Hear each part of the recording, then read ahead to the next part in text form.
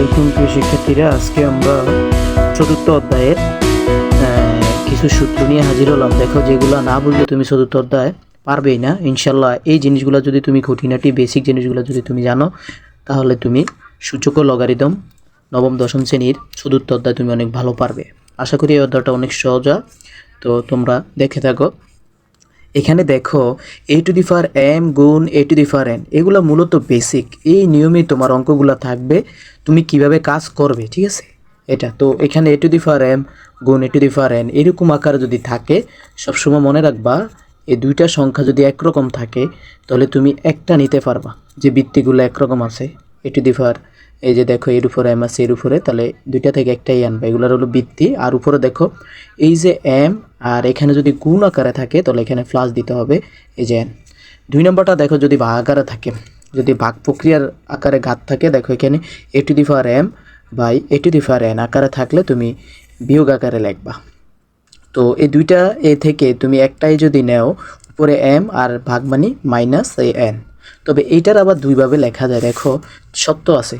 তুমি যখন দেখবা যে এম আর এন এর মান বড় বা এর সমান হবে, তখন তুমি এভাবে লিখতে পারো।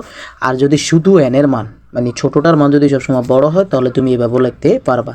মানে এই মানটারে তুমি চাইলে এভাবেও লিখতে পারবা। তো এগুলো তোমার একটু জানতে হবে। এটা যদি তুমি জানো, তাহলে তুমি, যেমন আমরা যদি বলি, ধরো না এখানে আমি জাস্ট একটা অঙ্ক বোঝানোর জন্য তোমার এখানে দেখাইছি। ধরো না এখানে 2 টু দি পাওয়ার কী আছে, ধরলাম 2 টু দি পাওয়ার এম বা 2 টু দি পাওয়ার এন। মনে করো এটা তোমার তুমি কাজ করবা কীভাবে, এগুলো কাজ করার সিস্টেম বা সূত্র দেখো। তাহলে এটা তোমার এই যে সূত্র অনুযায়ী দুইটা এ থেকে একটা এ নিছো, সেম এখানে দুইটা 2 থেকে কয়টা 2 নিবা, একটা।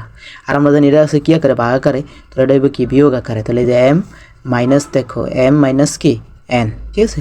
তো যখন দেখবা তোমার এম এর আর এন এর মান কি আছে, এই এম থেকে এন এর মানটা বড় বা সমান আছে, তখন তুমি এটা লিখতে পারবা। আর যখন এন এর মানটা শুধু যদি দেখো যে এই এন এর মানটা বড়, তোমার কাছে মনে হয় এম এর মানটা বড় আছে, তখন তুমি এই সত্য অনুযায়ী লিখতে পারো যে 1/2 to the power m minus n minus n. Okay, তো এটা হলো জাস্ট একটা নমুনা দেখাইলাম। সবগুলোই কিন্তু এরকম এর জায়গায় বির জায়গায় সংখ্যা থাকবে, এক্স থাকতে পারে, ওয়াই থাকতে পারে, জেড থাকতে পারে।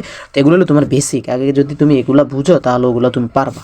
ওকে, এবার দেখো 3 নম্বর অঙ্কটা। এখানে কি আছে, a b whole to the power n. হ্যাঁ, তো এইটা আমরা সাধারণত দুটোটা গুণাকার আছে, তো আমরা এই যে এরকম আকারে যত সংখ্যা থাকবে, মনে করো এটা এখানে 2 3 থাকুক, তাহলে 2-র উপরও এন আসবে, 3-র উপরও এন আসবে আলাদা করে। তাহলে এর উপরে এন আসছে গুণ, বির উপরে এন আসছে। ওকে, আবার দেখো যদি এরকম থাকে a by b whole to the power n থাকে, তাহলে আলাদা করে এন বসিয়ে দিবা। এখানে যেই সংখ্যাই থাকুক, সিস্টেম এটা।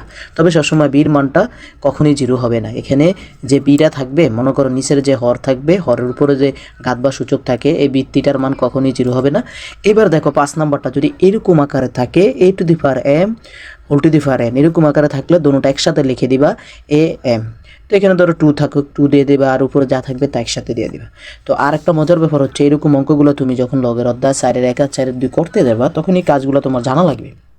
যদি কার উপরে শূন্য থাকে পাওয়ার, তাহলে ওইটার মান 1। শুধু এ না, যদি 2-র উপরেও তোমার মনে করো 2-র উপরে শূন্য আছে, তার মানে এটার মানও কি 1।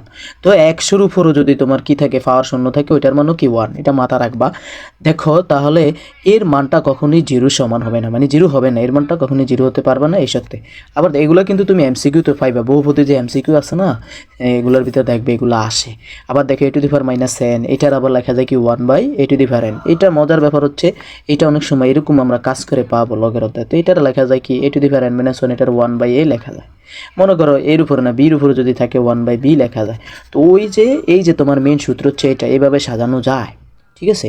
এভাবে সাজানো যায়। মনে করো এখানে যা থাকবে, যদি 2 থাকে তাহলে এটা কী হইব 1/a স্কোয়ার। আবার যদি এখানে 2 থাকে, তাহলে এটারও কি 1/b স্কোয়ার লেখা দেন। এবার দেখো যদি এর উপরে 1 থাকে, তাহলে ওইটার মান শুধু যেই বৃত্তিটা থাকবে ওই বৃত্তিটা হবে। এবার যাই হোক, যতর উপরে হোক, 1 থাকলে ওইটার পাওয়ার করলে, 1-এর পাওয়ার করলে ওই মানটাই আসবে। ওকে, সবাই ভালো থাকবে, সুস্থ থাকবে, ধন্যবাদ।